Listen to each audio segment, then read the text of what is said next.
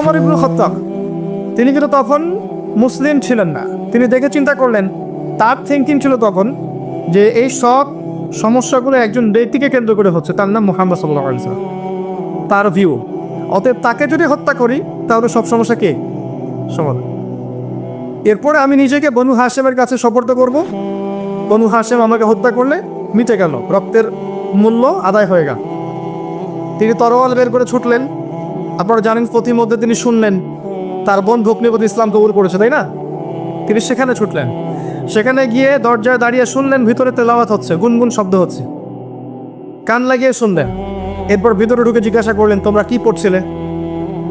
তার বোন বলল, আমরা তো এমন কিছু পড়ছিলাম না, আমরা আপোষে কথাবার্তা বলছিলাম। তিনি বললেন যে ফালা তাকদিবা, মিথ্যা কথা বলবে না, আমি শুনেছি যে তোমরা সাবিহি হয়ে গেছো, মানে ধর্মত্যাগী হয়ে গেছো। তখন তারা ওমর রাদিয়াল্লাহু আনহুর কাছে ধরা পড়ে গেলেন। ওমর ইবনুল খাত্তাব রাদিয়াল্লাহু আনহু তাদেরকে সেখানেই মারধর শুরু করলেন। এক পর্যায়ে যখন তিনি ঠান্ডা হলেন, তিনি কোরআনের একটা নুসখা, মানে একটা কপি, জাস্ট একটা চামড়ায় কোরআন লেখা ছিল, এটা দেখলেন। দেখে তিনি এটা পড়তে শুরু করলেন। আমি আপনাকে বলছি যে ওই সময় কিন্তু খুব কম মানুষই লেখাপড়া করতে জানতো, খুব অল্প কিছু মানুষ। ওমর রাদিয়াল্লাহু আনহু একজন ছিলেন যিনি পড়ালেখা করতে জানতেন। এই যে সাক্ষরতা জ্ঞান ছিল তার, মানে তিনি পড়ালেখা করতে জানতেন হাতে কলমেও। আমাদের নবী সাল্লাল্লাহু আলাইহি ওয়াসাল্লামকে লিখতে জানতেন, ওমর রাদিয়াল্লাহু আনহু কিন্তু লিখতে পড়তে জানতেন। তিনি এবার পড়ছেন এই যে কোরআন, তাহা মা আনজালনা আলাইকাল কোরআন লিতাশকা। তিনি কিন্তু শিক্ষিত। তাহা মা আনজালনা আলাইকাল কোরআন লিতাশকা ইল্লা তাযকিরাতাল লিমান ইয়াখশা তানজিলাম মিম্মান খালাকাল আরদা ওয়াস সামাওয়াতিল উলা আর রহমানু আলাল আরশি ইস্তাওয়া। পড়তে থাকলেন। কোরআন পড়তে আল্লাহর হুকুমে তার মনটা নরম হয়ে গেল, তার চোখ দিয়ে দরদর করে পানি পড়া শুরু করল। কারণ নবী সাল্লাল্লাহু আলাইহি ওয়াসাল্লাম তার জন্য দোয়া করেছিলেন। তিনি বলেছেন, আল্লাহ এই দুই ব্যক্তির মধ্যে এক ব্যক্তিকে তুমি হেদায়েত দাও, ইসলামকে শক্তিশালী করো। দুজনকে, একজন হচ্ছে আবুল হাকাম ইবনে হিশাম, মানে আবু জাহাল, আর একজন হচ্ছে ওমর ইবনুল খাত্তাব। আল্লাহ পাক ওমর রাদিয়াল্লাহু আনহুকে কবুল করেছেন। এবার তিনি বললেন যে খুযুনি ইলা রাসূলিল্লাহি ওয়া আসহাবিহি, আমাকে আল্লাহ রসুল এবং সাহাবীদের কাছে নিয়ে চলো। আযহাবু ইলাইহি ওয়া আসলিমু, আমি সেখানে যাব এবং ইসলাম কবুল করব। সেখানে গেলেন, নবী সাল্লাল্লাহু আলাইহি ওয়াসাল্লামের সামনে দাঁড়ালেন।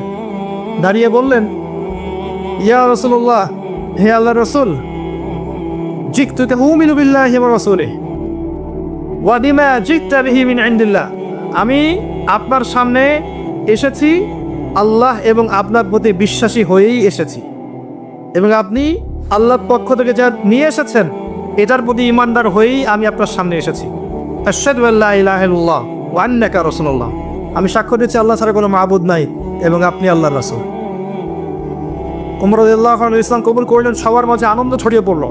ইসলাম কবুল করে তিনি বসে থাকলেন না, বড় বড় কাফেরদের বাসায় গিয়ে নক করতে লাগলেন। আবু জাহেলের বাসায়, তারপরে আপনার উমাইয়া বিন খালাফের বাসায়, সবার বাসায় নক করতে লাগলেন। বলতে লাগলেন যে আমা আলিমতা আন্নী ক্বাদ আসলামত, তুমি কি জেনেছো আমি ইসলাম কবুল করেছি?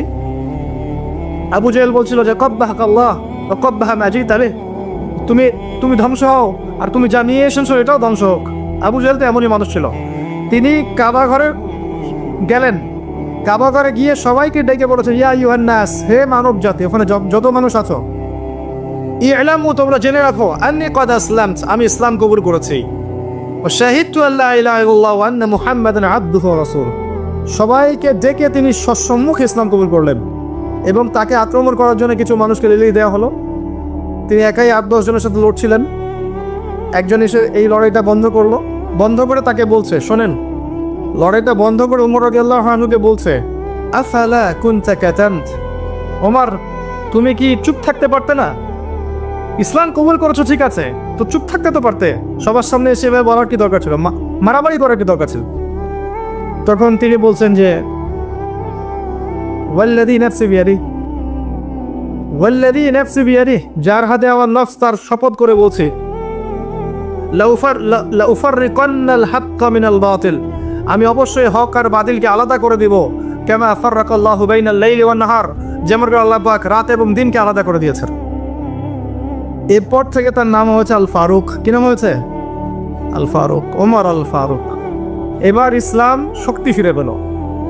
রাসূল সাল্লাল্লাহু আলাইহি ওয়াসাল্লাম কাছে গিয়ে বলছেন, ইয়া রাসূলুল্লাহ আলাসনা আলাল হক, আমরা কি হকের উপর নাই? আলাইসু আলাল বাতিল, মুশরিকরা কি বাতিলের উপর নাই? তাহলে আমরা কেন এখন গোপনে নামাজ পড়বো? চলেন প্রকাশ্যে নামাজ পড়বো, চলেন কাবা ঘরে নামাজ পড়বো ইনশাআল্লাহ। এবার সবাই কাবা ঘরে গিয়ে নামাজ পড়া শুরু করলো। দেখেন ইসলাম কিভাবে আগাচ্ছে। টপ করে ইসলাম পড়েছে। কত ত্যাগ, কত স্যাক্রিফাইস, কত ট্র্যাজেডি।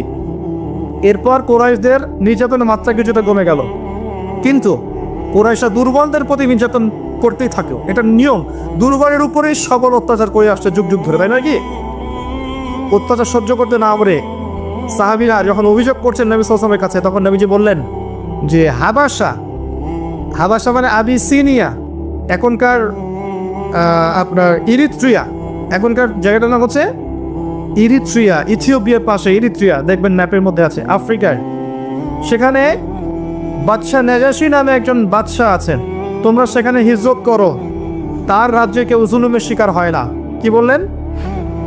তার রাজ্যে কেউ, এই বাদশাহ মুসলিম ছিল, অমুসলিম খ্রিস্টান ছিল, কি ছিল? এই একটা বাদশাহ নাজাশী এখনকার পশ্চিমা বিশ্বের যত খ্রিস্টান নেতা আছে বেঁচে বেটার। কথা বুঝতে পারেন তাই? পশ্চিম যত খ্রিস্টান নেতা আছে এর চেয়ে এই একটা বাদশাহ নাজাশী অনেক ভালো ছিল। তার রাজ্যে কেউ জুলুমের শিকার হতো না। মুসলিমরা রিফিউজি হয়ে তার রাজ্যে আশ্রয় নিয়েছে এবং তার রাজ্যে কেউ জুলুমের শিকার হয়নি। সেখানে জাফর রাদিয়াল্লাহু আনহু ছিলেন নেতা। বাদশাহ নাজাশী জিজ্ঞাসা করলেন, তোমরা যে কোরআনের কথা বলছো, এই কোরআন কি আমাকে শোনাতে পারবে? জাফর রাদিয়াল্লাহু আনহু সূরা মারিয়াম তেলাওয়াত করলেন। কোন সূরা? সূরা মারিয়াম। কাফ হা ইয়া আইন সাদ, যিকরু রাহমাতি রাব্বিকা আবদাহু যাকারিয়া। এই সূরার মধ্যে যাকারিয়া, ইয়াহইয়া, মারইয়াম, ঈসা ইবনে মারইয়াম সবার কথা আছে না? আর ওই বাদশাহ খ্রিস্টান না? তিনি তো জানেন যে ঈসা সম্পর্কে জানেন, আলাইহিস সালাম, মারইয়াম সম্পর্কে জানেন, আলাইহিস সালাম, তিনি জানেন। তো এই সূরার তেলাওয়াত হচ্ছে এই বাদশার এই যে দাড়ি ছিল, এই দাড়ির চোখের পানি দিয়ে ভিজে গেল। সুবহানাল্লাহ। কোরআনের তেলাওয়াত শুনে তারপর তিনি একটা মন্তব্য করলেন। তিনি বললেন, ইন্না হাযাল কোরআন, নিশ্চয়ই এই কোরআন, ওয়াল্লাযী জাআ আলা ঈসা ইবনে মারইয়াম, এবং যেটা ঈসা আলাইহিস সালামের কাছে এসেছে, লা ইয়াখরুজু মিন নিশকাতিন ওয়াহিদা, এই দুইটাই একটা আলোক উৎস থেকেই এসেছে। কথা বুঝতে পারেন নাই? তিনি বললেন কোরআন এবং ঈসা আলাইহিস সালামের কাছে যা এসেছে মানে ইনজিল, এই দুইটাই একটা উৎস থেকেই এসেছে। তিনি স্বীকার করলেন এটা আল্লাহর কিতাব। তিনি মুসলিমদেরকে থাকতে দিলেন, মুসলিমরা নির্ভয়ে সেখানে থাকতে লাগলো। আমর ইবনে আস ডেলিগেশন টিমের লিডার হয়ে এসেছিল এই সাহাবীদেরকে ফেরাতে, তিনি তাদের হাতেও সাহাবীদেরকে দেননি। এরপর ট্র্যাজেডি শোনেন, এবার মক্কায় নির্যাতন বাড়তে লাগলো। 3 বছর, কয় বছর? 3 বছর সমস্ত মুসলিমদেরকে বয়কট করা হলো। কি করা হলো? সামাজিকভাবে বয়কট। কেউ কথা বলবে না, কেউ ব্যবসা বাণিজ্য করবে না, বিয়ে শাদী দিবে না, ওই পাহাড়ের পাদদেশেরও থাকবে, সমাজে মিশতে পারবে না, লিখে কাবার ঘরের মধ্যে লটকে দেওয়া হলো। 3 দিন না, 3 ঘন্টা না, 3টা বছর সাহাবীরা পাহাড়ের পাদদেশে শিয়ালে আগু দরবে থেকেছেন, গাছের ছাল পাতা খেয়ে। দিন ইসলাম এভাবে আসেনি। এই যে আমি আসলাম, ভরপেট খেলাম, একটা লেকচার দিলাম, চলে গেলাম, এইভাবে দিন ইসলাম কায়েম হয়নি, এভাবে হয়নি। এগুলো মাধ্যম হতে পারে। এস্টাবলিশমেন্ট আলাদা জিনিস। এস্টাবলিশমেন্ট না থাকলে অন্য বড় শক্তিরা ইসলামকে মুখের ফুৎকার দিয়ে উড়িয়ে দিতে চাবে। ইউরিদুনা লিইউতফিউ নূরাল্লাহ, তারা আল্লাহর নূরকে মুখের ফুৎকার দিয়ে উড়িয়ে দিতে চায়। কিন্তু আল্লাহ পাক ওয়ায়ুতিম্মা নূরাহু ওয়ালাউ কারিহাল কাফিরুন, আল্লাহ পাক তার নূরকে প্রজ্বলিত করবেন, যদিও বা কাফেররা তা পছন্দ করবে না। 3 বছর থাকেন এভাবে। এরপরে আল্লাহ পাক একটা মিরাকেল দেখালেন। এটা কেমন? ওই যে চিঠি যেটা লেখা ছিল কাবা ঘরে, এটাকে মাটির পোকা এসে খেয়ে ফেললো। কি করলো? এবং সেটা নাই হয়ে গেল, ভ্যানিশ। বয়কট উঠে গেল, আল্লাহর হুকুমে বয়কট উঠে গেল। যখন 3 বছর শেষ, তার পরের বছর, একই বছর, অল্প দিনের ব্যবধানে খাদিজা রাদিয়াল্লাহু আনহা এবং চাচা আবু তালেব ইন্তেকাল করলেন। আবু তালেবের নাম শুনেছেন তো? তিনি জান্নাতে যাবে না জাহান্নামে যাবে? কোথায় যাবে? জাহান্নামে। একজন ব্যক্তি অমুসলিম হওয়ার পরেও নবী সাল্লাল্লাহু আলাইহি ওয়াসাল্লামকে সারাটা জীবন প্রোটেকশন দিয়েছেন, দেন নাই? বড় করেছেন, খাইয়েছেন, পরিয়েছেন, প্রোটেকশন দিয়েছেন, কাফেরদের যাবতীয় ষড়যন্ত্র থেকে হেফাজত করার চেষ্টা করেছেন, করেন নাই? শেষে মৃত্যুর আগে লা ইলাহা ইল্লাল্লাহ পড়তে পারেননি বা পড়েননি। কারিমার সাক্ষ্য না দেওয়ার কারণে তাকে জাহান্নামে একজোড়া স্যান্ডেল পরানো হবে, যার উত্তাপে তার মাথার মগজ টকবক করে ফুটতে থাকবে। আবু তালেব তিনি অমুসলিম হওয়া সত্ত্বেও ইসলামের জন্য যা করেছিলেন ওই যুগে নবীকে সাপোর্ট দেওয়ার জন্যে, আমি নিজেই সেটা করতে পারিনি এই পর্যন্ত। কথা বুঝেন নাই?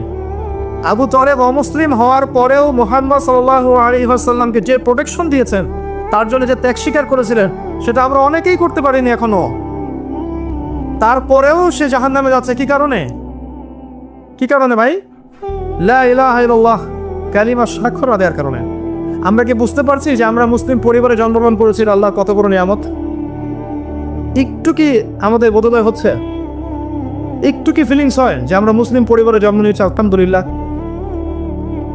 এরপরে আমাদের ঘরে কোরআন আছে, হাদিস আছে, আলেম ওলামা ওয়াজ করে, 5 ওয়াক্ত নামাজের জন্য ডাকা হয়, গাস্ট বের হয়, তাবলিগের ভাইরা আসে, ডাকতে আসে, তাই না? সব কিছু পৌঁছে দেওয়ার কত সিস্টেম। এরপরেও দেখবেন যুব সমাজ পর্ন নিয়ে পড়ে আছে, টিকটক নিয়ে পড়ে আছে, মাদক নিয়ে পড়ে আছে, জুয়া খেলতেছে, এদিকে গার্লফ্রেন্ডের সাথে অ্যাফেয়ার করতেছে, নামাজ পড়তেছে না, কিছুই করতেছে না। তো আপনি কি ভাবছেন এভাবেই হবে ইসলাম প্রতিষ্ঠান? এর পরের বছর এই যে ব্যাক টু ব্যাক অল্প দিনের ব্যবধানে আবু তালেব এবং খালিদ সাল্লাল্লাহু আলাইহি ওয়াসাল্লামের প্রিয়তমা স্ত্রী তিনি ইন্তেকাল করলেন। নবী সাল্লাল্লাহু আলাইহি ওয়াসাল্লাম প্রচণ্ড বিষণ্ণ হয়ে পড়লেন। আল্লাহ পাক মিরাজে নিয়ে গেলেন এবং সেখানে সব কিছু আল্লাহ পাক দেখালেন। নবীদের সাথে সাক্ষাৎ হলো, জান্নাত জাহান্নাম দেখলেন, আল্লাহর সাথে কথোপকথন করলেন, ওহী নিয়ে আসলেন, 5 ওয়াক্ত নামাজ নিয়ে আসলেন, তার মন প্রশান্তি লাভ করল। এবার নবী সাল্লাল্লাহু আলাইহি ওয়াসাল্লাম মক্কায় আছেন। ইয়াসরিব বা মদিনা থেকে 6 জন যুবক আসতো। কয়জন যুবক ভাই? আপনাদের মধ্যে যত যুবক আছে এতজন না, মাত্র 6 জন। কয়জন?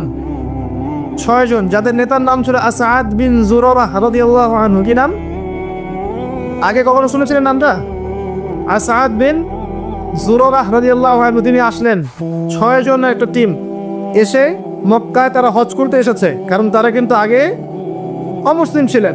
আর মক্কায় কিন্তু একটা বিকৃত হজের সিস্টেম তখনও ছিল। এই হজের মৌসুমে নবী সাল্লাল্লাহু আলাইহি ওয়াসাল্লাম তাদেরকে দাওয়াত দিলেন, কোরআন শোনালেন, ওয়াজ করে শোনালেন। এই 6 জন আগেই শুনেছিল ইহুদিদের কাছে, মদিনার ইহুদিদের কাছে শেষ জামানায় একজন নবী আসবে। তো তারা জিজ্ঞাসা করলেন, আপনি কি সেই নবী? নবীজি বলেন, হ্যাঁ আমি সেই নবী। তারা ইসলাম কবুল করলেন এবং 6 জন মদিনায় ফিরে গেলেন, দাওয়াতি কাজ করতে লাগলেন। এর পরের বছর তারা আবার আসলেন, এসে 12 জনকে নিয়ে আসলেন। এই 12 জন ইসলাম কবুল করলো। এই 12 জনের সাথে নবী সাল্লাল্লাহু আলাইহি ওয়াসাল্লাম একজন সাহাবীকে দিয়ে দিলেন। এই সাহাবীর নাম মুসআদ বিন উমাইর। নাচর নাই? মুসআদ বিন উমাইর রাদিয়াল্লাহু আনহু ইসলামের ইতিহাসে প্রথম দায়ী, ধনীর দুলাল ছিলেন। যার পারফিউমটা এত দামি ছিল যেটা হয়তো আপনার আমার সারা মাসের বেতন দিয়ে কেন সম্ভব হবে না, এত দামি পারফিউম ছিল। ইসলামের জন্য সব ছেড়ে দিয়েছেন। উহুদ যুদ্ধে তিনি শহীদ হয়েছেন। তাকে দাফন করার জন্য একটা কাপড় পর্যন্ত পাওয়া যায় না, ঘাস দিয়ে দাফন করতে হয়েছে। এইভাবে ইসলাম কায়েম হয়েছে। মুসআব বিন উমাইর রাদিয়াল্লাহু আনহুকে নবী সাল্লাল্লাহু আলাইহি ওয়াসাল্লাম এই 12 জনের সাথে দিলেন, যাও মদিনায় যাও, ইসলাম প্রচার করবে। তিনি মদিনায় গেলেন, ইসলাম প্রচার করা শুরু করলেন। মদিনার ঘরে ঘরে, আওস ও খাজরাজ গোত্রের ঘরে ঘরে ইসলাম ছড়িয়ে পড়তে লাগলো। পরের বছর 75 জন, কতজন? 75 জন সাহাবী আসলেন আওস এবং খাজরাজ গোত্রের, এসে নবী সাল্লাল্লাহু আলাইহি ওয়াসাল্লামের কাছে বায়াত গ্রহণ করলেন। কি করলেন? এটা এখনকার ওই বায়াত নয়, এটা সেই নবমী বায়াত। কয়েকটা বিষয় অঙ্গীকার করলেন। কি কি? আল্লাহর সাথে কাউকে শরীক করবে না, ঠিক আছে করব না। চুরি করবে না, করব না। জিনা করবে না, ঠিক আছে করব না। খাদ্যের ভয়ে সন্তানদেরকে হত্যা করবে না, করব না। সবসময় আমার কথা শুনবে এবং মানবে, ঠিক আছে।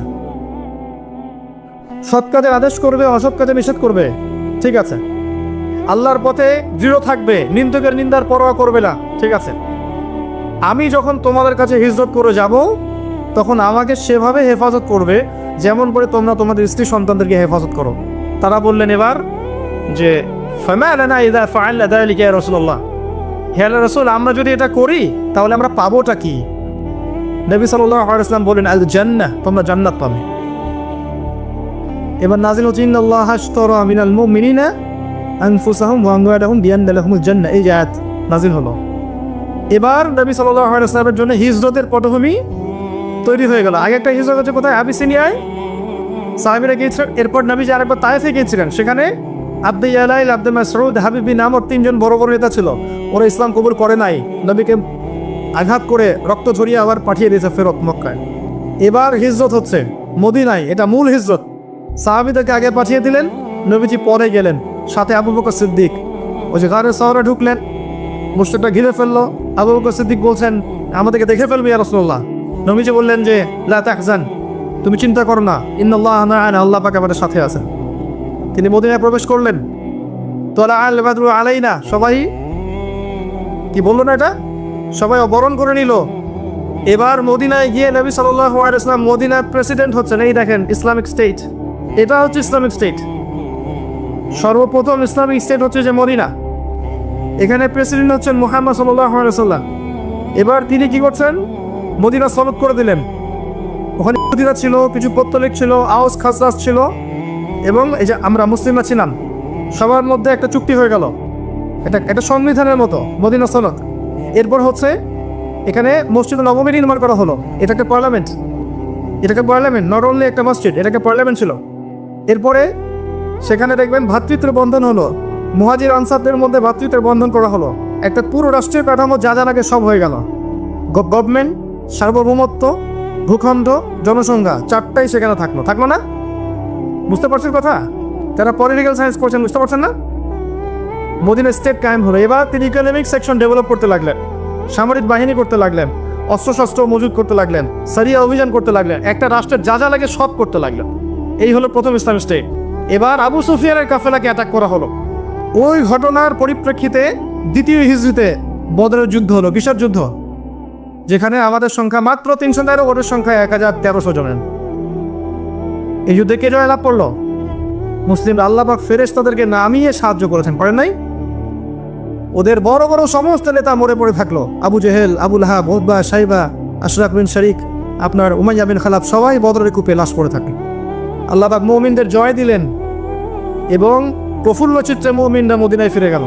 তার পরের বছর উহুদ, তৃতীয় হিজরি উহুদ, ওই যে যুদ্ধের প্রতিশোধ নিতে তারা আসলো। এই যুদ্ধে আমরা প্রায় জিতেই গিয়েছিলাম। কয়টা ভুল? একটা ভুল। সেটা কি? ওই যে 50 জন নামবে না, আমাদের লাশও যদি বাকি খেয়ে ফেলে নামবে না, তারা নেমে পড়লেন। আর খালিদ বিন ওয়ালিদ রাদিয়াল্লাহু আনহু পিছন দিক থেকে আক্রমণ করে মুসলিমদের ধরাশায়ী করে দিল। মুহূর্তের মধ্যেই 70 জন মুসলিম শহীদ হয়ে গেল। তার মধ্যে হামজা রাদিয়াল্লাহু আনহু ছিলেন, এই যে মুসআব বিন উমাইর তিনি ছিলেন, আর বড় বড় আনসারী সাহাবীরাও ছিলেন। এমনকি নবী সাল্লাল্লাহু আলাইহি ওয়াসাল্লামের নিজের দাঁত মোবারক শহীদ হয়ে গেল। তাকে এখানে আঘাত করা হয়েছে, তার পা মচকে গেল। আবু সুফিয়ান উল্লাস করতে লাগলো যে আমরা তোমাদেরকে বদরের প্রতিশোধ নিয়েছি, হবনের জয় হোক, হবনের জয় হোক, তারা বলতে লাগলো। সাহাবীরা মনের কষ্ট চেপে রেখে সেখান থেকে ফিরে গেলেন আবার মদিনায়। এই যে বিপর্যয়টা কাদের জন্য হয়েছে? যখন নেতার আদেশ মানবে না অনুসারীরা, যখন নেতৃস্থানে তার আদেশ অনুসারীরা মানবে না, তখন নেতা সহ মার খেতে হয়। কথা বুঝতে পারছেন না? এর পরের বছর খন্দক, ওরা আক্রমণ করলো আবার বড় বাহিনী নিয়ে, এবার ইহুদিদেরকেও সাথে নিয়েছে। সালমান আল ফারসি পরামর্শ দিলেন যে আমরা বাইরে গিয়ে আক্রমণ করব না, ওদেরকে আসতে দেন, মাঝখানে খাল করে ফেলা হলো। তারা আর আসতে পারলো না, ওখান থেকে স্টপ। এখানে তারা মদিনা অবরোধ করলো, 2-3 মাস থাকলো। আল্লাহ পাক ঠান্ডার ঝড় পাঠালেন, ধুলার ঝড় পাঠালেন, এর এখান থেকে উঠে চলে গেল। এরপর তারা আর মুসলিমদেরকে আক্রমণ করতে পারেনি। এরপর মুসলিমরা মুহাম্মদ সাল্লাল্লাহু আলাইহি ওয়াসাল্লামের নেতৃত্বে বিভিন্ন সারিয়া অভিযান করেছে, জনসংখ্যা বেড়েছে, ইসলামের দাওয়াত বেড়েছে। এক পর্যায়ে মুহাম্মদ সাল্লাল্লাহু আলাইহি ওয়াসাল্লাম স্বপ্ন দেখলেন যে তিনি কাবা তাওয়াফ করছেন। কি করছেন? কাবা তাওয়াফ করছেন। সাহাবীদেরকে স্বপ্ন বলার সাথে সাথেই সাহাবীরা বুঝে ফেললেন যে আমরা মক্কায় যাচ্ছি। মক্কা মাতৃভূমি না? মাতৃভূমির প্রতি টান থাকে না? ভালোবাসা থাকে না? আমাদের নাই?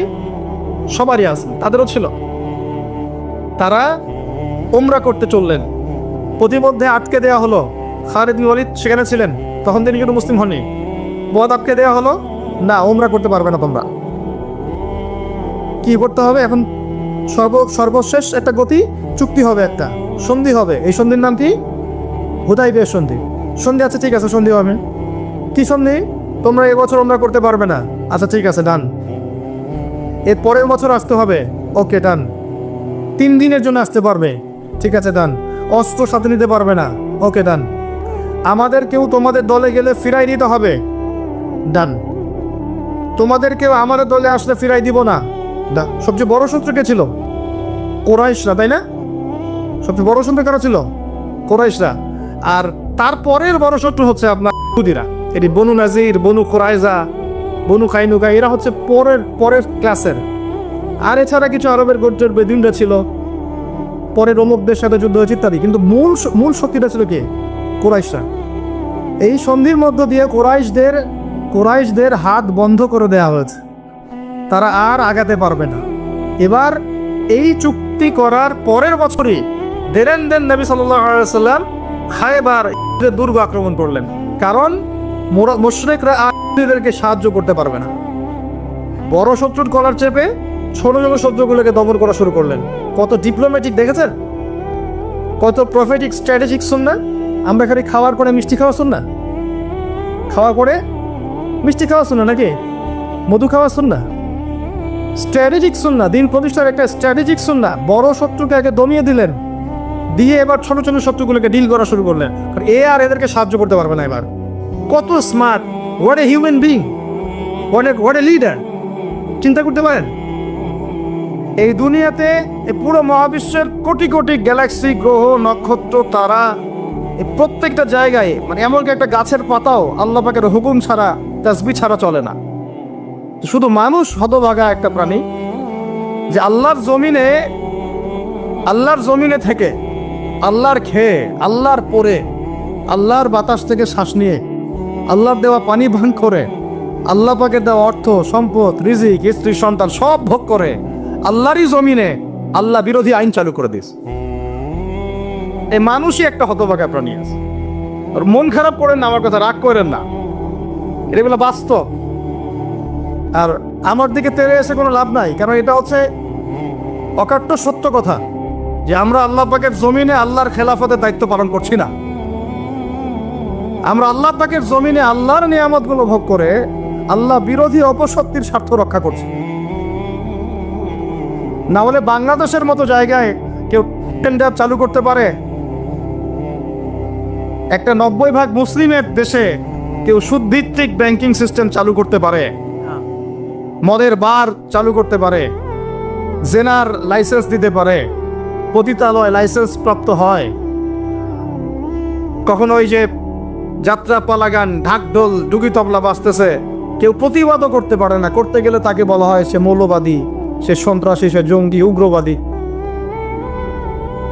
তো আমরা যদি আল্লাহ পাকের জমিনে আল্লাহর খেয়ে, আল্লাহর পরে, আল্লাহ পাকের সব নিয়ামত ভোগ করে এই যদি হয় আমাদের অবস্থা, তাহলে আমাকে আপনি বলেন যে আল্লাহ পাকের কি বয়ে গেছে যে আমাদের হাতে আল্লাহ পাক এই দুনিয়াতে বিজয় দিবে? আর কোনো জাতি নাই? পুরো মহাবিশ্বে সবাই আল্লাহর হুকুম মেনে চলে। সূরা বনী ইসরাঈল পড়েন, এমন কোন সৃষ্টি নাই আল্লাহ পাকের যে আল্লাহর তাসবিহ পাঠ করে না।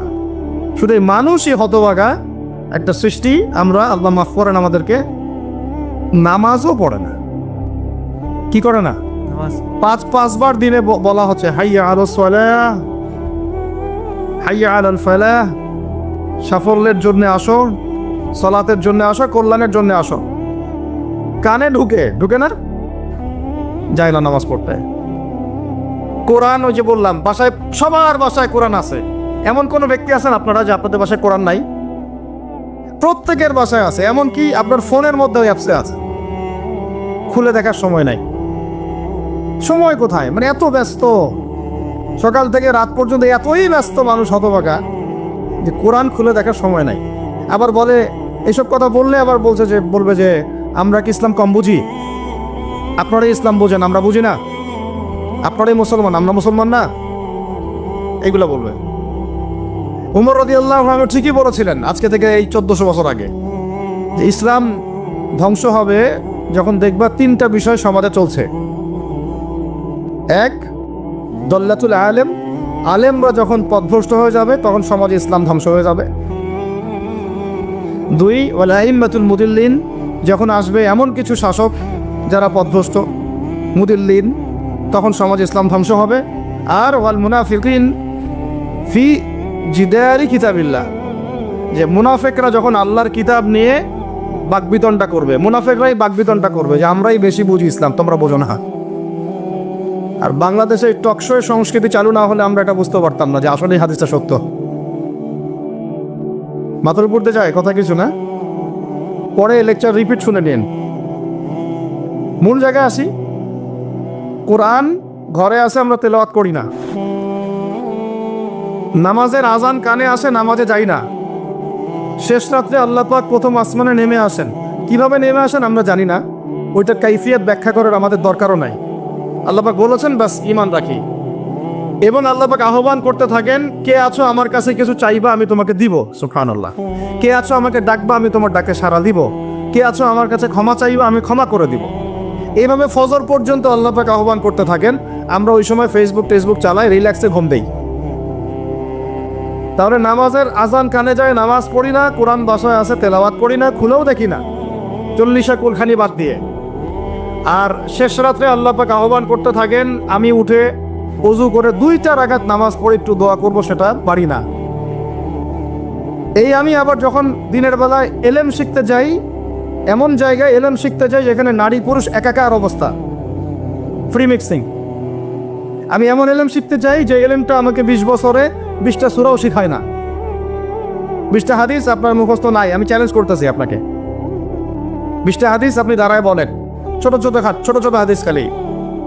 যেমন عن أمير المؤمنين عمر بن الخطاب رضي الله عنه قال قال رسول الله صلى الله عليه وسلم إنما الأعمال بالنيات وإنما لكل امرئ ما نوى فمن كانت هجرته إلى الله ورسوله فهجرته إلى الله ورسوله ومن كانت هجرته إلى الدنيا يصيبها أو امرأة يتزوجها فهجرته إلى ما هاجر إليه। এরকম ছোট্ট ছোট্ট আপনি আমাকে 20টা হাদিস শুনান, যারা 20 বছর পড়াশোনা করেছেন জেনারেল লাইনে, দাঁড়ান দেখি কার সাহস আছে।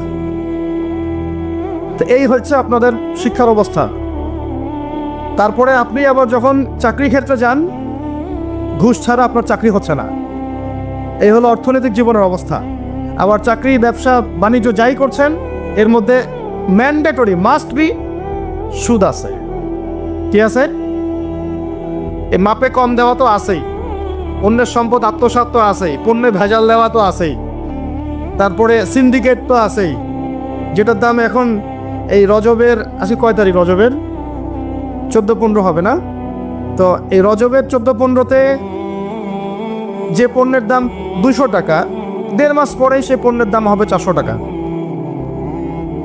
এই হলো অর্থনৈতিক জীবনের অবস্থা। আর সুদের সাথে সম্পৃক্ত না হলেও তো আমাদের ঘুম হচ্ছে না। বাংলাদেশের 64,000 গ্রাম বাংলা বলি না আমরা, 64,000 গ্রাম বাংলায় একাধিক সুদী এনজিও আছে, সবাই সুদী কারবার করতেছে। আমাদের মা বোনরা ওখানে সমিতিতে নাম লেখাচ্ছে, আমরাও নাম লেখাইছি অনেকে। কিস্তি শোধ করতে হচ্ছে, জমি বন্ধক রাখো, বাছুর বন্ধক রাখো, গরু বন্ধক রাখো।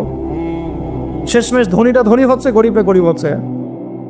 কারণ আল্লাহ পাক এই কিতাবের মধ্যেই বলেছেন, সূরা বাকারার শেষের দিকে আছে যে ইয়া আইয়ুহাল্লাযীনা আমানু, হে মুমিনগণ, ইত্তাকুল্লাহ, আল্লাহকে ভয় করো, ওয়া যারু মা বাকিয়া মিনার রিবা, সুদ ছেড়ে দাও, ইন কুনতুম মুমিনিন, যদি মুমিন হয়ে থাকো, ওয়া ইন লাম তাফআলু, সুদ যদি না ছাড়ো, ফাআযানু বিহারবিন মিনাল্লাহি ওয়া রাসূলিহি, আল্লাহ এবং তার রাসূলের সাথে যুদ্ধের ঘোষণা শুনে নাও।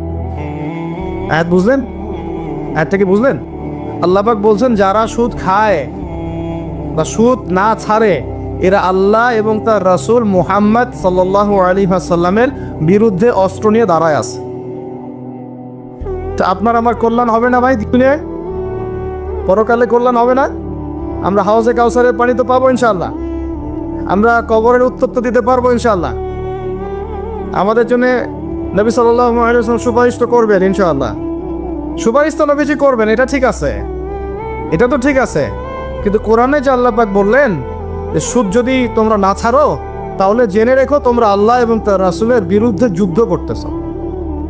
তো এখন এইটা আমরা কিভাবে আল্লাহ পাককে বুঝ দিব? দুনিয়াতে বুঝ দিলাম, দুনিয়াতে হয়তো কারো ক্ষমতা আছে, জবানটা বন্ধ করে দিল, এই কথা বলতে পারবেন না, চুপ একদম। সম্ভব কিনা? দুনিয়াতে হয়তো সুদের মহাজন যারা একত্রিত হয়ে দেখা গেল যে একে তো সরাইতে হবে রাস্তা থেকে, এ তো মারাত্মক কথা বলতেছে, সরাই না হয় দিল, হতেও তো পারে, ইতিহাসে হয় নাই এমন। তারপরে কারো হয়তো দুনিয়াবি স্বার্থ আছে, বুঝাচ্ছে আমার বউ আছে, বাচ্চা আছে, চাকরি বাকরি কেমনে ছাড়ি ইত্যাদি। তো সব না হয় বুঝলাম যে আল্লাহ পাকের সামনে আপনি এখন কি বুঝটা দিবেন? রাসূলের সামনে দাঁড়ায় কি বুঝটা দিবেন? দিতে হবে কি না জবাবটা? আজ হোক আর কাল হোক দিতে হবে কি না? পরকালে যেতে হবে তো নাকি? তো তাই যদি হয়, এটা যদি আমাদের ফাইনাল ডেস্টিনেশন হয়, চূড়ান্ত গন্তব্য হয়, তাহলে কোন ব্যক্তি বুদ্ধিমান, যে দুনিয়াতে সংশোধিত হয় সে, নাকি পরকালে যে ব্যক্তি অপেক্ষায় বসে থাকে সে? এখন এই সংশোধনের দিকে যদি আমরা দাওয়াত দিই, আমরা কি মৌলবাদী হয়ে যাব? সমাজের শত্রু হয়ে যাব? দেশ ও জাতির শত্রু হয়ে যাব? সুদী কারবার ছাড়া অর্থনৈতিক বিষয় কি চালানো সম্ভব না? হ্যাঁ, যখন এই সুদী ব্যাংকিং সিস্টেম ওয়ার্ল্ড ব্যাংকেরটা তো 1995-এর দিকে আসছে।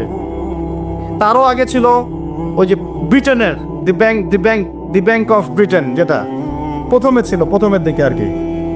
ও সারা বিশ্বকে শাসন করতে এক সময়। তার আগে করেছে জার্মানি, তারপরেও আসছে ও। এই পশ্চিমাদের দৌরত্ব ফরাসি বিপ্লবের পরে। তো ওয়ার্ল্ড ব্যাংক আসছে 1995-এর দিকে, 45-এর পরে। এর আগে মুসলমানরা বিশ্ব শাসন করে নাই, চার খলিফা করেন নাই, উমাইয়ারা, আব্বাসীয়রা, ফাতেমেরা, মুঘলরা, তুর্কিরা, ওসমানীয়রা, তারা কি বিশ্ব শাসন করে নাই? তো তখন কি সুদ দিয়ে পুরো বিশ্বের অর্থনীতি পরিচালিত হয়েছে? বিকল্প কোনো ব্যবস্থা কি কোরআন এবং হাদিসে নাই?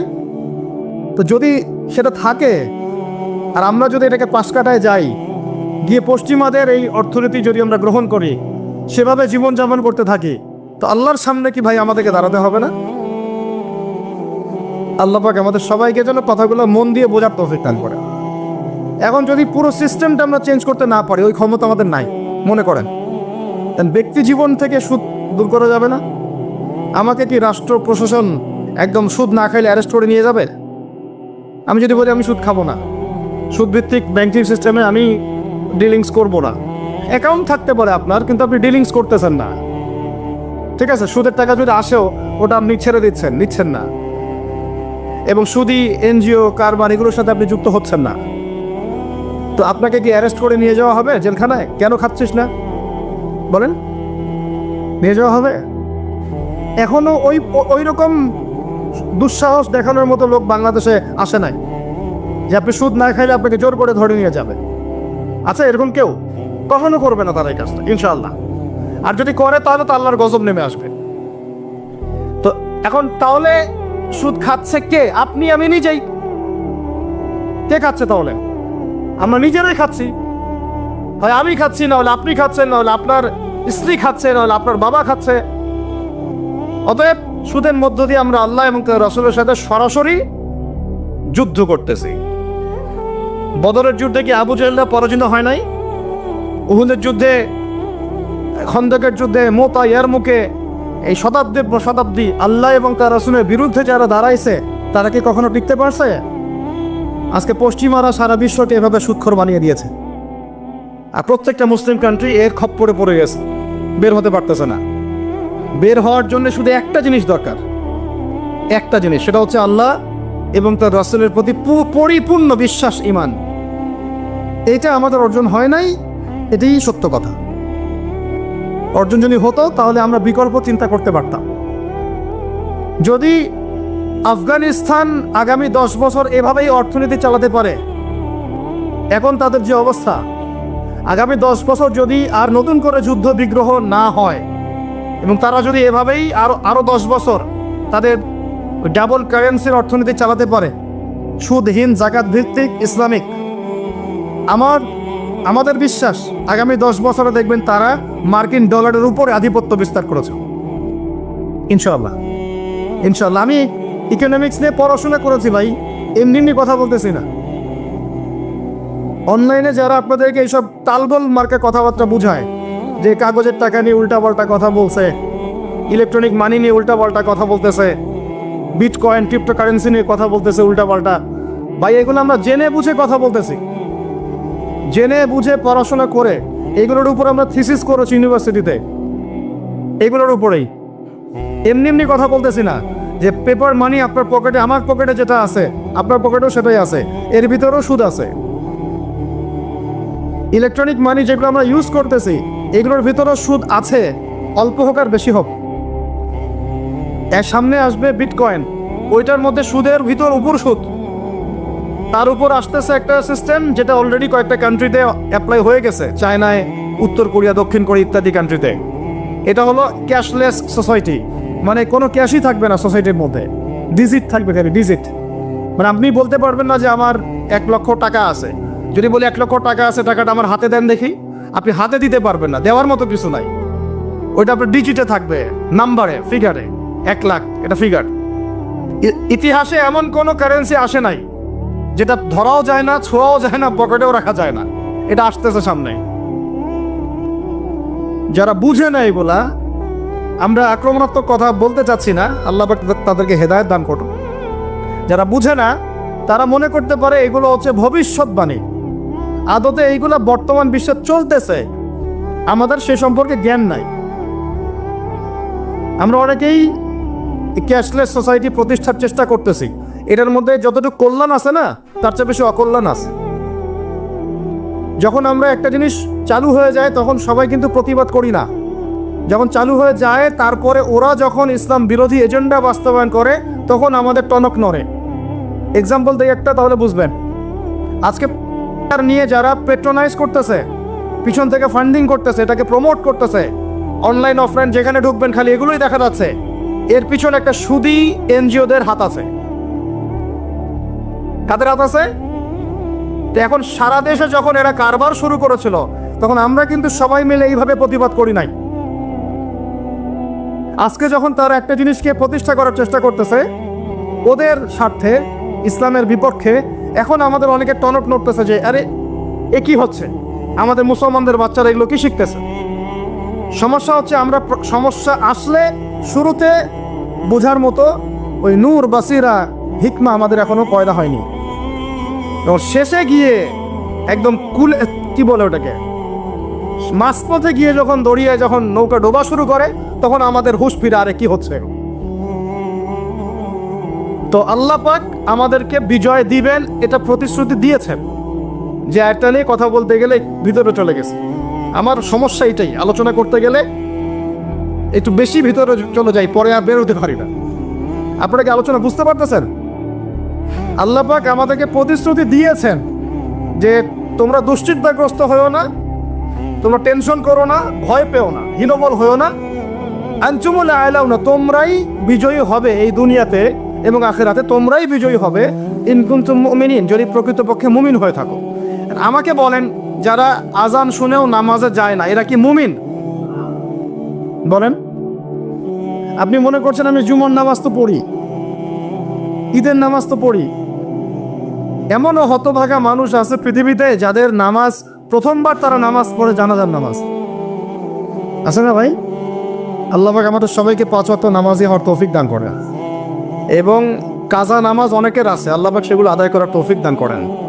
আপনারা যখন হজ উমরা সফরে যাবেন বেশি বেশি সেখানে নামাজ পড়বেন, কারণ ওখানে 1 রাকাত নামাজ হারাম শরীফে পড়লে 1 লক্ষ রাকাতের নেকি হয়, আর মদিনা মুনাওয়ারায় পড়লে, মানে হারামে পড়লে 1000 নেকি হয়। আর এই দুইটা আমরা খুব ভালো জানি, মিম্বরে আলোচনা হয় খুব, মাশাআল্লাহ, তাই না? তো নসিহত হচ্ছে ওখানে গিয়ে আমরা বেশি বেশি নামাজ পড়বো, নফল নামাজ, ঠিক আছে? কাজা নামাজগুলো হিসেব করে আদায় করার চেষ্টা করবো ইনশাআল্লাহ। তবে হাদিসে আরেকটা জায়গা আছে, ওইটা আমরা ভুলে গেছি। আরও একটা মসজিদ আমাদের আছে ভাই, যেখানে 2 রাকাত নামাজ পড়লে জীবনের সব গুনাহ মাফ হয়ে যায়।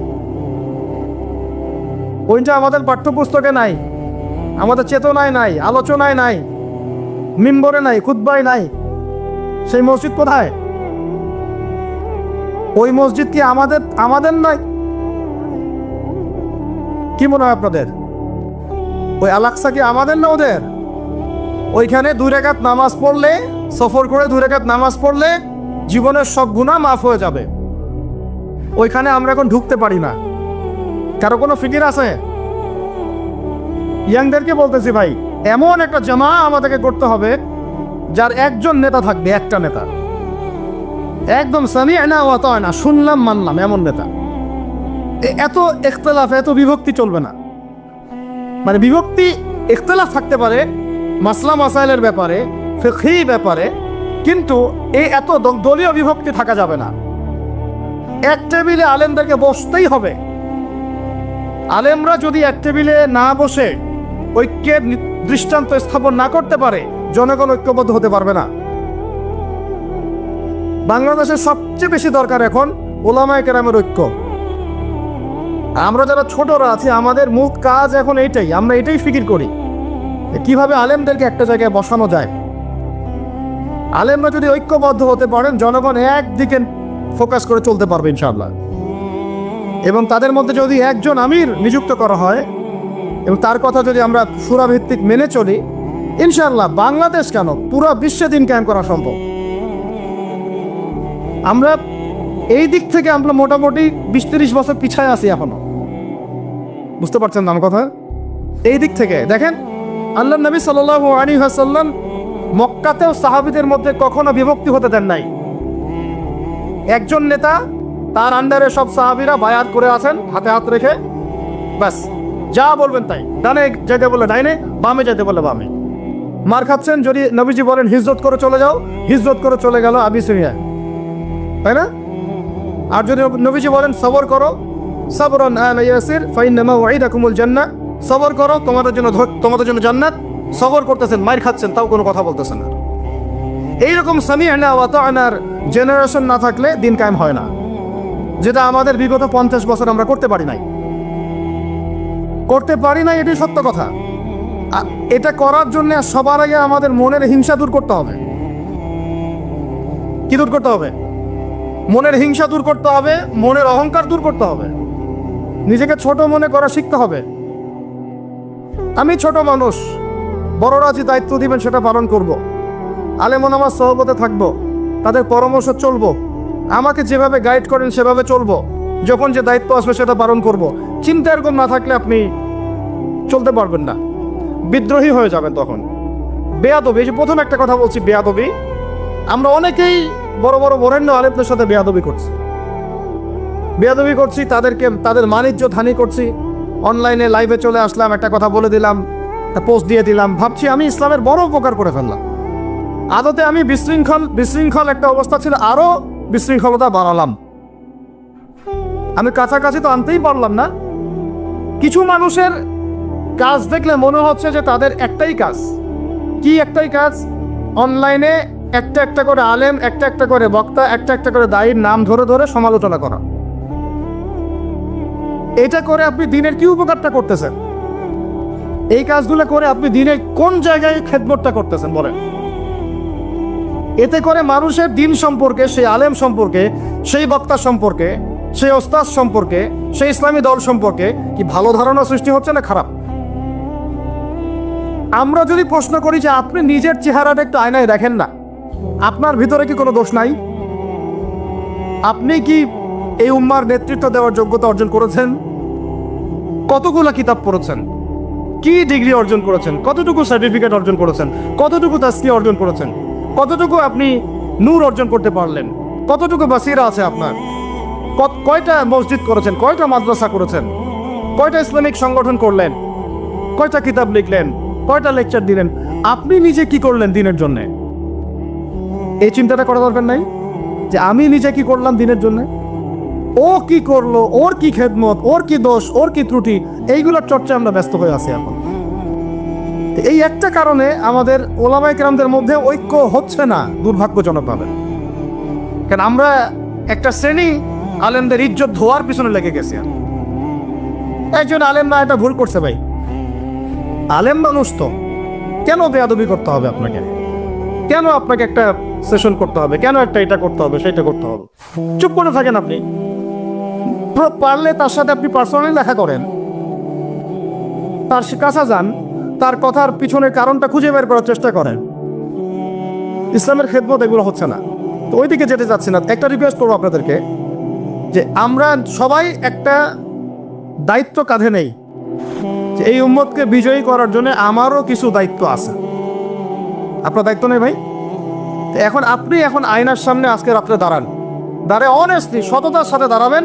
দাঁড়ায় আপনার চেহারা আয়নায় দেখবেন, দেখে চিন্তা করবেন যে আসলে আমি আজ পর্যন্ত এই উম্মাকে কি দিয়েছি।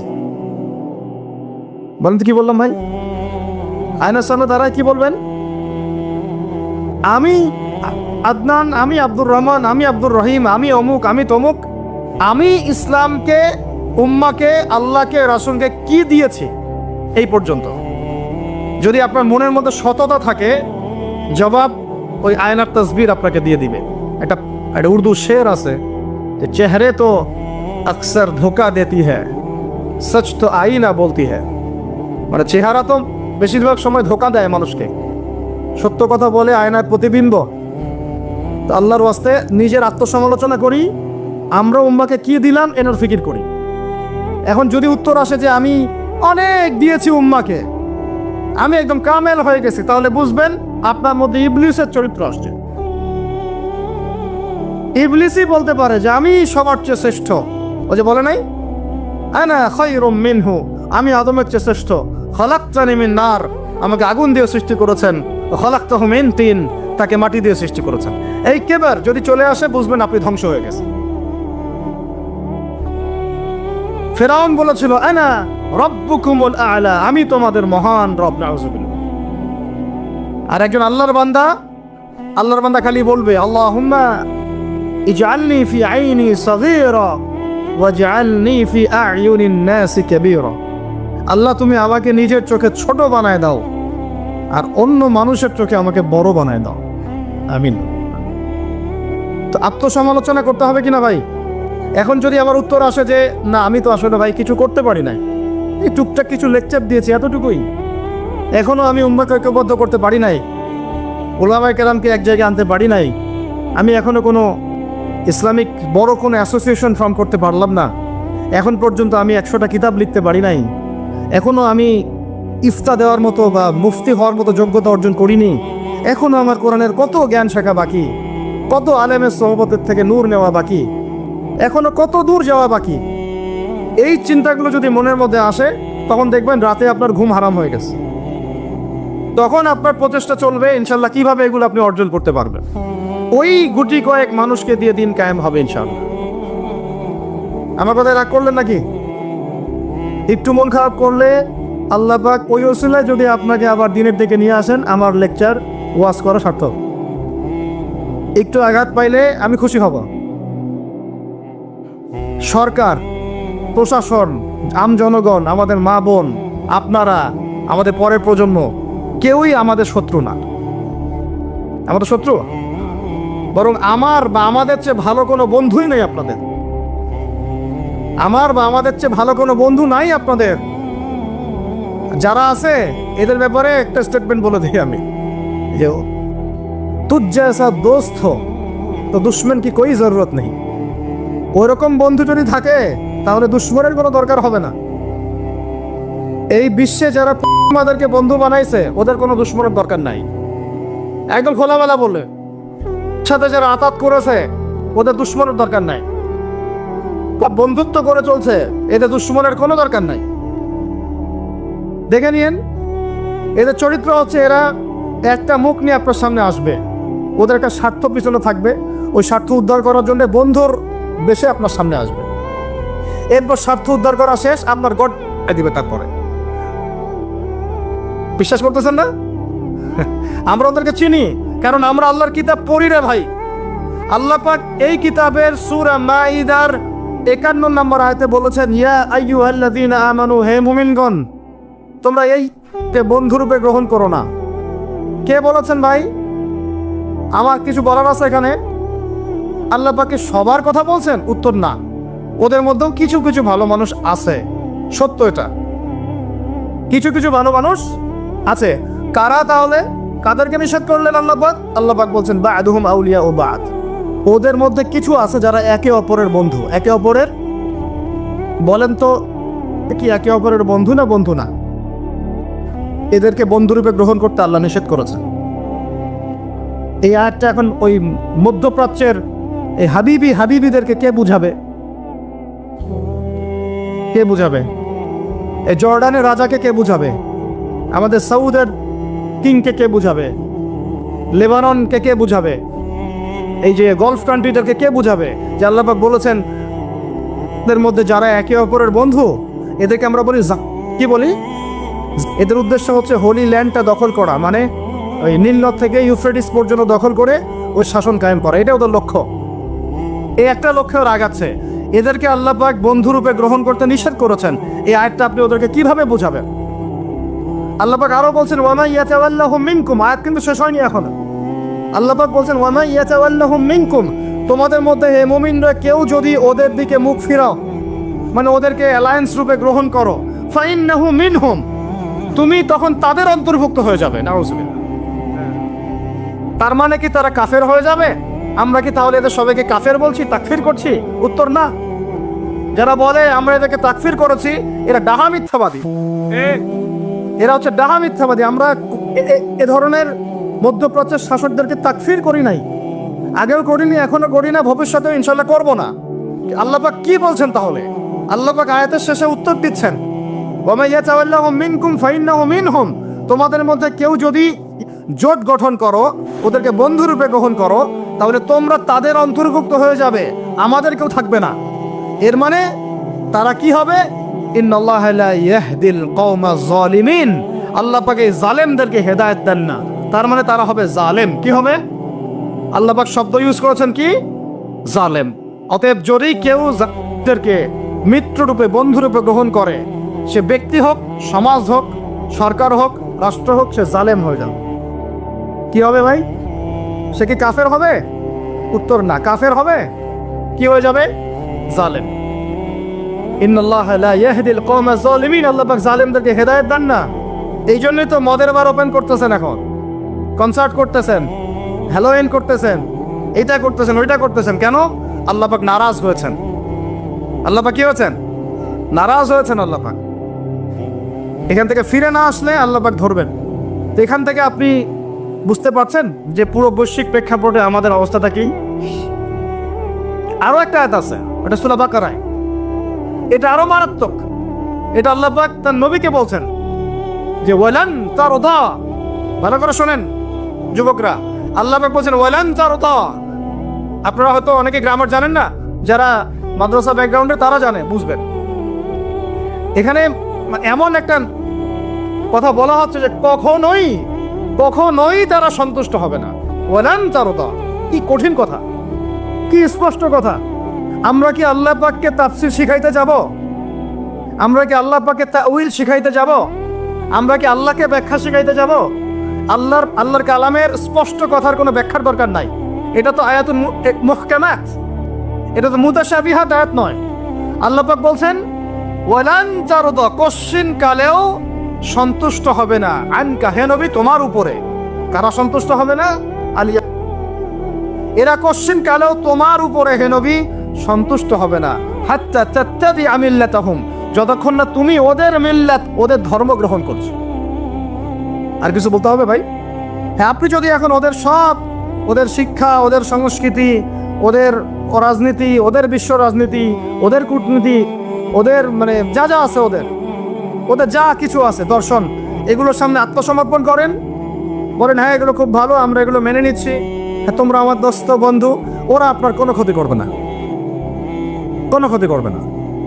কিন্তু যদি আপনি এগুলোর বিরুদ্ধে দাঁড়ান, না তোমাদের এইসব গডলেস উল্টাপাল্টা আল্লাহ বিরোধী শিক্ষা এগুলো চলবে না, তোমাদের সুদভিত্তিক অর্থনীতি চলবে না, তোমাদের এই আল্লাহ বিরোধী এই যে জিও পলিটিক্স চলবে না, তোমাদের এই মুসলিমদের উপর অত্যাচার নিধন এগুলো চলবে না, তোমাদের এইসব জুলুম নির্যাতন চলবে না, এইগুলো কথা যদি আপনি বলে ওদের বিরুদ্ধে দাঁড়ান, কথা দিয়ে দাঁড়ান, কলম দিয়ে দাঁড়ান, অ্যাসোসিয়েশন দিয়ে দাঁড়ান, বা একটা জাতিগতভাবে প্রতিবাদ করেন, বা আপনি ওদের জুলুমের বিরুদ্ধে দাঁড়িয়ে যান, বলেন যে না আমরা পাশে আছি, প্রয়োজনে আমরা ওদের পক্ষে যুদ্ধ করব, এই ধরনের কোনো কথা যদি আপনার মুখ দিয়ে বেরিয়ে যায়, মুখ ফসকেও যদি বেরিয়ে যায়, দেখবেন ওরা পুরো শক্তি নিয়ে আপনার বিরুদ্ধে ঝাঁপায় পড়ছে। বুঝতে পারেন নাই মনে? আর কেমনে বললে বুঝবেন আমার জানা নাই, এর চেয়ে আর খোলামেলা কোনো কথা বলা সম্ভব না। এই হলো কোরআনের কথা। আরো আছে, আরো বলি একটা, নিতে পারবেন তো? এই আয়াতটা নিতে পারবেন তো? আল্লাহ নেওয়ার তৌফিক দান করেন। কোরআনের কিছু আয়াত আছে সবাই নিতে পারে না। কোন কোন আয়াত আছে শুনলে মানুষ মনে করে যে কোরআন তো আমার জন্যই নাজিল হয়েছে, আর কোন কোন আয়াত আছে শুনলে মানুষ মনে করে এই আয়াতটা নাজিল করার কি দরকার ছিল। নাউজুবিল্লাহ। এখন এই যুগ চলতেছে, সব মানতে রাজি, কিসের পর্দা? পর্দার কি দরকার? সব মানি কোরআনের, যাকাত ভিত্তিক, কিসের যাকাত? যাকাত দেওয়ার কি দরকার? সব মানি, চোরের আবার হাত কাটতে হবে কেন? মানবতা বিরোধী কাজ। সব মানি কোরআনের, ব্যভিচার করলে রজম কেন করতে হবে? এটা তো বর্বর মধ্যযুগীয় আইন। কথা বুঝতে পারেন না? কোরআনের সবাই নিতে পারে পারে না। কোরআনে 400 থেকে 450 জায়গায় আছে যে আল্লাহ রাব্বুল আলামিনের দিন প্রতিষ্ঠার জন্য তোমরা দাওয়াতের পাশাপাশি জি করো। কি করো? ওই শব্দ নিতেই পারে না মানুষ। শুনলেই যারা ইসলামের বিরুদ্ধে আছে, সরাসরি বিরুদ্ধে আছে, ওরা তো এমনি নিতে পারেই না, এটা আলাদা বিষয়। যারা দাড়ি টুপিওয়ালা কালিমা পড়া কিছু মুসলমান আছে, মুনাফেক নামধারী মুসলমান, এরাও নিতে পারে না। দেখেন নাই কি অবস্থাটা হইলো অক্টোবর মাসে, এই যে ইস্যু নিয়ে, এই প্রকাশ্য একটা একদম স্পষ্ট, সবাই চিনতেছে কারা হকপন্থী কারা বাতিলপন্থী। একটা মানুষ যে নামাজ পড়ে না সেও চিনতে পারতেছে যে হ্যাঁ এরা জালেম, এরা মাজলুম, তাই না? প্রশাসনের সবাই, প্রশাসনের 98% ভাই এটাই বিশ্বাস করে এই ভাইরা মাজলুম। অনেক ভাইয়ের সাথে আমাদের দেখা হয়, কথা হয়, চা খাই। আল্লাহ পাক তো একটা জায়গা দিয়েছেন আলহামদুলিল্লাহ মহব্বতের। তারা বলে যে হুজুর, যদি সত্যি আমাদের সুযোগ থাকতো বা আমাদেরকে যদি আল্লাহ পাক সুযোগ দিতেন বা ওইরকম কোনো নেতা আমাদের থাকতো, আমরা সবার আগে গিয়ে ওখানে যুদ্ধ করতাম। তা আমাদের দেশে প্রশাসনের লোকজন বলছে। কথা বুঝতে পারতেছেন? কিন্তু মুসলমান নামধারী, আলেম নামধারী, কিছু দাড়ি টুপিওয়ালা বুঝতে পারলো না যে ওই ভাইরা মাজলুম আর এরা জালেম। এরকম চলমান তাজা একটা জাজল্যমান ইস্যুতেও ঘুরিয়ে ফিরিয়ে ইনিয়ে বিনিয়ে বিপক্ষ নেওয়া শুরু করল। এটা দিয়ে বলতে বলতে আমি ক্লান্ত হয়ে গেছি, আর আমি এগুলো বলতেও চাই না, আমার লজ্জা লাগে। এদের বিরুদ্ধে দু একটা কথা বলতে আমার এনার্জি লস হয় এবং লজ্জাও লাগে। নির্লজ্জ শ্রেণী, নির্লজ্জ। দেখেন সিরাজউদ্দৌলার নাম শুনেছেন? বেচারা পরাজিত হয়েছিল। বেচারা কি হয়েছে? কিন্তু লড়াই করে পরাজিত হয়েছে। মির্জাফরের নাম শুনেছেন? ও বেটা ব্রিটেনের হাত ধরে জয়লাভ করেছে, জয়লাভ করে মসনদেও বসেছে, কিন্তু কিয়ামত পর্যন্ত মানুষ গাদ্দারদেরকে মির্জাফর নামে ডাকে। কথা বুঝতে পারেন নাই? তো সবসময় দুনিয়ার সাফল্য, দুনিয়ার বিজয়, দুনিয়ার আধিপত্য সবকিছু না। জনগণ সব বুঝে এখন। বাংলাদেশের ইয়াং জেনারেশন স্পেশালি, তারা অনেক পড়াশোনা করে, এখন বুঝে, আলেমদের সাথে থাকে। হক বাতিল এভাবে আপনি আলাদা করতে পারবেন না। হককে বাতিল, বাতিলকে হক বানাইতে পারবেন না। ইনশাল্লাহ হক হকের জায়গায় স্পষ্ট থাকবে, বাতিল বাতিলের জায়গায় স্পষ্ট থাকবে।